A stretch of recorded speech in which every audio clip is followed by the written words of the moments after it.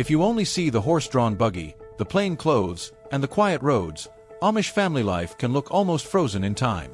Calm. Ordered. Simple. But step a little closer, and a much more human story appears. One built on faith, duty, tenderness, pressure, and a daily rhythm that outsiders rarely see. Because Amish families are not held together by technology, entertainment, or modern convenience. They are held together by something stronger, and sometimes heavier.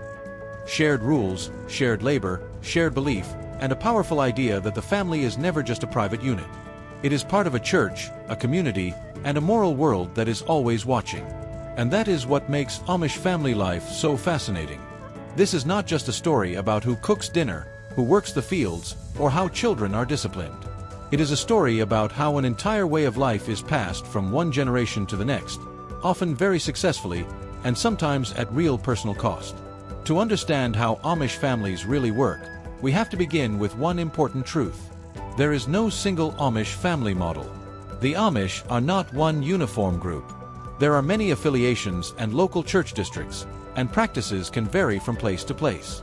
Some communities are stricter, some are somewhat more flexible, and daily life can look different depending on whether a family farms, runs a shop, or works in construction. So whenever people say, "This is how the Amish live," the real answer is more careful than that. It depends on the community. But across that diversity, a few deep patterns show up again and again. At the center of those patterns is the family itself. In Amish life, the family is not just emotionally important. It is socially essential. Extended family networks are huge, dense, and active. Grandparents, cousins, in-laws, siblings, and neighbors are woven into everyday life in a way that many modern families no longer experience. The local church district, usually made up of around a few dozen households, becomes the wider circle around that family. Worship rotates through homes.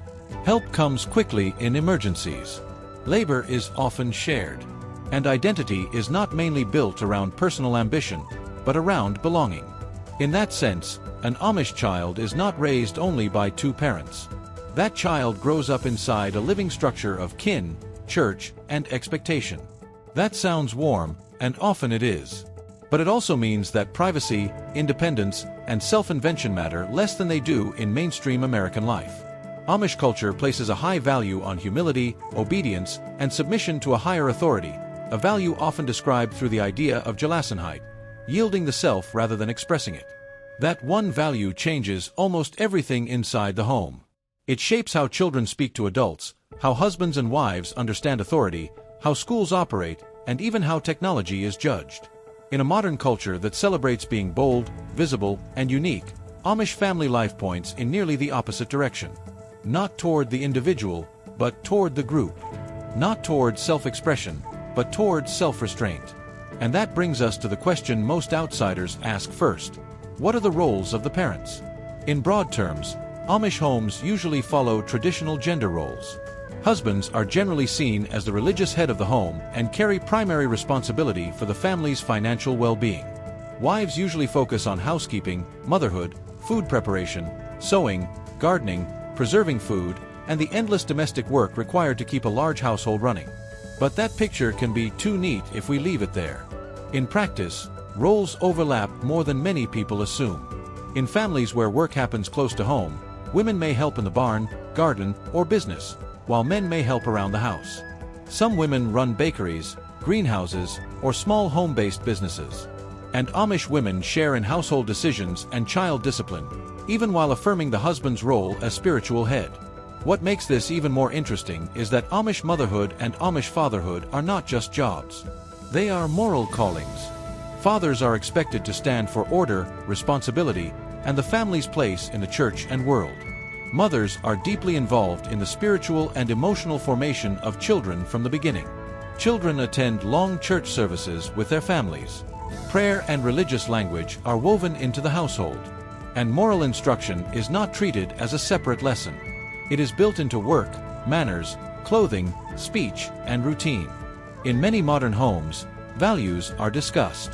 In Amish homes, values are often enacted first, then explained. That daily routine is one of the hidden engines of Amish parenting. Discipline, in the Amish setting, is not just about punishment. It is about structure. Children grow up in a world where time is visibly organized around chores, school, worship, family labor, and community expectations. They are taught early to respect adults, contribute to the household, and understand that work is not a burden added onto life. Work is part of life. In school, the values emphasized are order, obedience, diligence, kindness, and cooperation. At home, those same values continue. Children are watching adults whose days are full of practical tasks, and from an early age they are expected to join that world rather than stand outside it. And this is where the Amish approach to childhood begins to look very different from modern parenting. The goal is not to help a child build a highly individualized identity as early as possible. The goal is to shape a dependable person who can live well inside the community. That is one reason Amish education usually ends after the 8th grade. To outsiders, that can sound shocking, but from within Amish logic, it makes sense. The purpose of education is not to maximize career options in the larger world. It is to prepare young people for success in Amish society. Most Amish children attend 1- or 2-room community schools. Teachers are often Amish women who themselves graduated from Amish schools. The curriculum focuses on reading, writing, arithmetic, grammar, history, penmanship, and some geography. Religion is not formally taught as an academic subject, though prayer and scripture frame the school day. That choice around schooling is also about control. Amish parents historically resisted larger public school systems because they wanted to keep the nurture of their children close to the family and community. They believed basic education was enough, and that values and morals should be learned at home. So school becomes less a ladder out and more a bridge deeper in. By the time Amish children leave formal school, usually around age 14, they are expected to move further into practical life. Helping on farms, in shops, in construction, or in the household economy. Even in communities where farming is no longer the main occupation, the larger principle remains the same. Adolescence is not imagined primarily as a time for personal exploration. It is a time for useful participation. But that is only part of the story. Because if Amish childhood is structured, Amish adolescence is more complicated. Outsiders often hear one word and assume they understand everything. Rumspringa. It is often translated as running around, and in popular media it gets turned into a dramatic rebellion phase. Sometimes that does happen. Some youth experiment with cars, non-Amish clothes, parties, movies, or nightlife. But the truth is more nuanced. Rumspringa varies widely by community. In some places it is relatively tame. In others it is more visibly rebellious. In some groups it is carefully supervised. In others, far less so. What matters most is that unbaptized youth are in a transitional space. They are still under family influence, but they have not yet made the adult commitment of baptism, so they are not yet under church discipline in the same way baptized adults are. And this is where Amish family life reveals one of its deepest tensions. The community teaches obedience from childhood, but it also insists that baptism must be voluntary.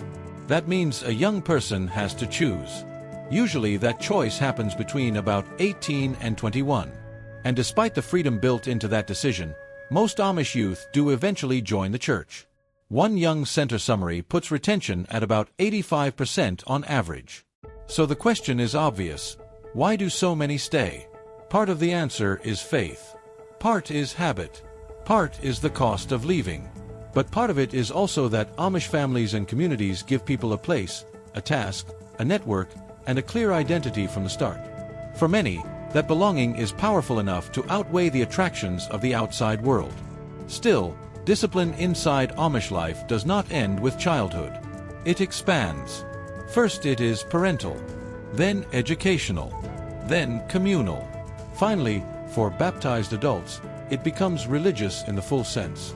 The Amish live under the Ordnung, an unwritten but deeply binding code that shapes clothing, technology, conduct, and boundaries with the outside world. Each district interprets that code a little differently, but the logic is similar. The rules are meant to protect humility, strengthen community, and prevent the world from pulling the group apart. So when outsiders ask, why no cars? Why no home electricity? Why no television? The Amish answer is usually less about the device itself and more about what the device does to family and community life. If something increases pride, weakens dependence on others, or makes it easier to drift away from home, it becomes suspect. That is why the horse and buggy matters so much. It is not just transportation. It is social architecture. The Amish have long argued that cars would let people travel too far, too fast, too often. Cars would open too many doors, especially for the young. They would loosen the bonds that keep family life local, visible, and accountable. The same selective caution applies to many other technologies. The Amish do not reject all modern tools. They often adapt them. Some use batteries. Some hire drivers. Some allow certain equipment for work. The deeper question is always whether a technology serves the family and church, or slowly reorganizes them around convenience, privacy, and individual preference.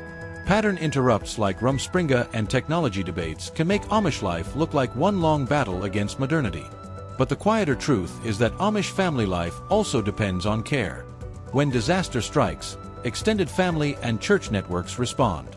The Amish generally do not rely on Social Security or many forms of insurance in the same way most Americans do, because they see material care as a duty of the church community. Barn raisings became the famous symbol of that spirit, but the principle reaches much further than buildings. It reaches illness, grief, financial hardship, widowhood, and old age. Nowhere is that clearer than in the way many Amish communities treat the elderly. There are no typical retirement homes built into Amish social life. Older parents often live in an apartment attached to one of their children's homes, or in a small nearby dwelling sometimes called a großdaughty house. In other words, the family does not end when children grow up. It circles back. Grandparents stay near grandchildren. Older people continue to assist, advise, and belong. In a culture that often pushes age to the edges, Amish family life tends to keep age visible and integrated. That continuity does something powerful. It lets children grow up seeing family not as a temporary arrangement, but as a lifelong chain of care and obligation. But to romanticize all of this would be a mistake. Amish communities are not immune to conflict, unhappiness, abuse, or hypocrisy. The Young Center's own FAQ states plainly that Amish people, like all humans, have serious problems too, including rebellious youth, troubled marriages, and documented cases of sexual abuse in some families. So the idea that Amish homes are automatically peaceful because they are traditional is simply not true. Order can create stability. It can also hide pain. Strong community can provide support. It can also make dissent difficult. Clear roles can create purpose. They can also create pressure. Any honest documentary has to hold both sides at once. And that may be the most important thing to understand about Amish parenting and family life. It works, in large part, because almost every part of the system points in the same direction. Home, school, church, work, dress, transportation, courtship, and ritual all reinforce one another. A child does not hear one message at church and another at school and another online. The world is narrower, but it is also more coherent. That coherence is one reason Amish communities continue to grow. Large families remain common, and the population has grown steadily, especially in states like Ohio, Pennsylvania, and Indiana. So how do Amish families really work? They work through repetition, through duty, through closeness, through limits, through faith, through the expectation that children will become adults not by standing apart from the group, but by taking their place inside it. To some people, that looks deeply admirable. To others, it feels restrictive. In truth, it is both more demanding and more meaningful than the stereotypes suggest. The image of Amish life that reaches the outside world is often quiet, almost still. But inside that quiet is constant formation. Parents teaching by example. Children learning through work.